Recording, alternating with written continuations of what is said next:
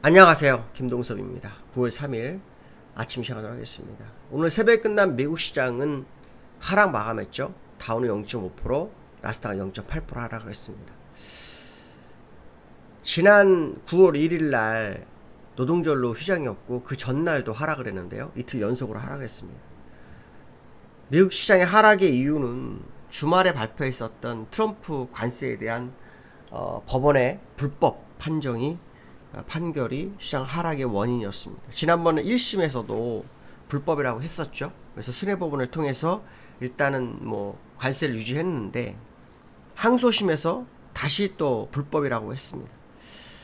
지금 5개 기업이 이 관세는 불법이다 그래갖고 법적 투쟁을 하고 있는 상황이죠. 그거에 대한 결과다 이렇게 보시면 될 것 같습니다. 이 관세를 부과할 수 있는 것은 행정부가 아니라 의회라고 얘기하고 있습니다. 그러면 결국 판결이 나더라도 의회에서 지금 법안이 발의가 되고 있죠. 예, 그래서 의회에서 통과가 되면 아무 소용이 없는 건데 일단 이것이 시장에는 단기적으로인지 장기적인지 모르겠지만 불확실성으로 다가왔고요. 그로 인해서 위험 회피 물량이 좀 나왔고 또 기술적으로도 고점에 대한 부담감이 시장에 작용했다. 이런 식의 해석이 좀 있는 상황입니다. 어쨌든 상호관세 정책이 법원에서는 일단 불법으로 가고 있고 그래서 대법원에 다시 상소한 상황이라고 하죠. 그래서 그 결과가 나와야 되겠죠. 하지만 의회에서 많이 통과가 된다면 왜냐하면 지금 그 상하원을 다 쥐고 있는 게 트럼프잖아요. 물론 공화당 내에서도 반대자들이 있기 때문에 실제로 의회에 통과가 될지는 불투명하지만 의회가 통과되면 또 일단 아무 의미가 없기 때문에 어쨌든 의회나 법원이나 이 상황을 계속 지켜봐야 될 것 같다 이렇게 보시면 될 것 같고요.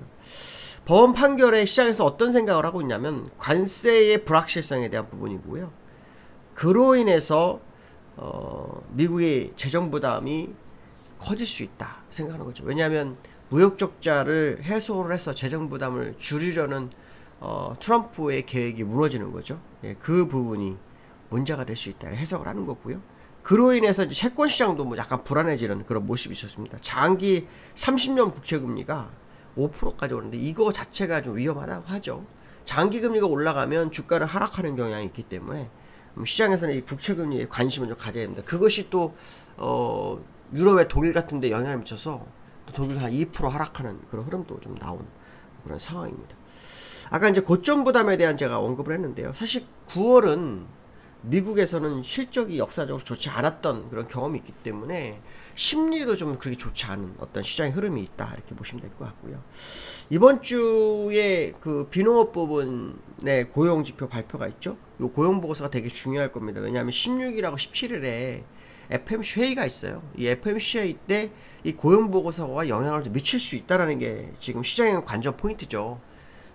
사실 지난번에 그 스콧 벤센트가 0.5% 그러니까 B컷 정도의 금리 인하가 필요하다라고 했었는데 지표가 좀 다르게 나오면서 일단 B컷은 물러갔죠. 하지만 시장은 계속해서 금리 인하를 기대감을 좀 키우고 있는 그런 상황이라서 일단 0.25는 가능성이 생겼죠. 왜냐면 잭슨 미팅에서 제롬 파월이 긴축에 대한 부분 그렇죠? 언급하면서 정책 전환 가능성을 언급했단 말이에요. 그렇다면 일단 금리 인하를 시도할 수 있는 부분이 있죠. 특히 지난번에 애틀란타 라펠러스 보스틱이라는 사람이 일단 해놓고 금리를 하고 상황에 따라서 금리 인상하면 되지 않겠냐 이 발언을 했었는데 그게 결국 먹히고 있는 거죠. 아마 제롬 파월도 아마 그 생각일 겁니다. 예, 그런 생각이 반영이 되고 있기 때문에 금리 인하는 아마 기정사실인데 이게 이제 9월에 아닐 수도 있다는 것이 JP 모건의 또 의견이잖아요. 저는 사실은 이제 국민들의 재정적인 부분, 가계 소득이 일정한데 물가는 오르는 상황이기 때문에 일단 지난번 집 산 사람들에게 재정적으로 이자를 낮춰서 쓸 수 있는 돈이 생기는 건 나쁘지 않은데요. 여러 번 말씀드리지만 지금 그 소비자 심리지수도 6개월 연속으로 하락하고 있거든요. 소비가 줄어들고 있는 거예요. 왜냐면 제품 가격이 올라가니까 사람들이 굳이 하는 생각을 하거든요. 없어도 안 써도 된다 이렇게 생각하는 사람들이 생기는 것 같습니다. 이제 그런 부분 때문에 그런지 모르겠지만 제품 가격은 올라갈 수밖에 없는 그런 상황이라는 거죠. 제품 가격이 올라가게 된다 그러면 문제가 되죠. 그게 결국은 문제일 거다. 그러니까 결국 관세 정책이 원자재 가격의 수입을 올릴 거고, 거기 제품 가격이 올릴 거고, 제품 가격이 올라가게 되면 소비자는 소비를 줄일 거고, 그럼 결국 기업은 생산을 줄이기 위해서 매출에 대한 부분을 어느 정도 맞추기 위해서 고용을 좀 줄일 수밖에 없다는 거죠. 이제 그런 부분도 다 감안해 보면 지금 사실은 금리 인하를 해서 인플레이션을 잡아야 된다라는 어떤 의견이나 연준에 갚고자 하는 어떤 생각은 잘못됐을 수 있다는 거죠. 왜냐하면 관세 문제가 계속 시장에 방향을 주기 시작하면 그게 결국은 물가를 계속 올릴 수도 있기 때문에 금융으로 해결이 안 될 수 있다는 게 제 생각이거든요. 이제 그런 부분 한번 생각해 봐야 될 것 같다. 근데 저는 이런 생각을 하고 있어요. 만약에 금리를 하는데도 인플레이션이 안 잡히고, 그렇죠? 관세로 인해서 물가가 올라간 거기 때문에 제품가격이 올라서 안 잡히게 되면 결국은 트럼프의 그 관세 정책이 문제가 될 수 있다고 판단하고 있고요. 그러면 법원이 막 혹시 대법원에서 판결이 불법이다 나버리면은 시장에서는 그거 갖고 뭐라고 하지 않을 수도 있거든요. 그리고 또 의회 입장에서도 물가 때문에 법안 발의도 안 될 수도 있어요. 그러니까 일단 개인적 생각입니다. 그래서 경우수를 한번 생각을 해본 건데요. 어쨌든 오늘 제가 얘기하는 게 좀 어려울 수 있는 부분인데 결론은 이겁니다. 관세 문제가 법원에서 불법으로 했지만 의회에서 발의를 되면 만들 수 있어요. 하지만 지금 현재 이 관세로 해서 원자력이 올라서 물가가 오르게 된다면 인플레이션이 계속 오를 수 있기 때문에 연준이 금리 인하를 하더라도 관세로 인한 원재료 가격이 높아서 물가가 오르는 부분, 제품 가격이 오르는 부분에 대해서는 금융으로 막지 못하게 된다면 결국은 이 문제가 의회에서도 발언을 발의할 수 없을 거고요. 그로 인해서 관세 문제는 어쩌면은 아니 없었던 문제가 될 수도 있다. 이런 생각도 한번 해볼 수 있을 것 같습니다. 자, 미국 시장을 좀 보시면요. 나스닥과 다우의 흐름을 보시면요. 다우는 오늘 1.3% 빠졌다가 낙폭을 줄였고요.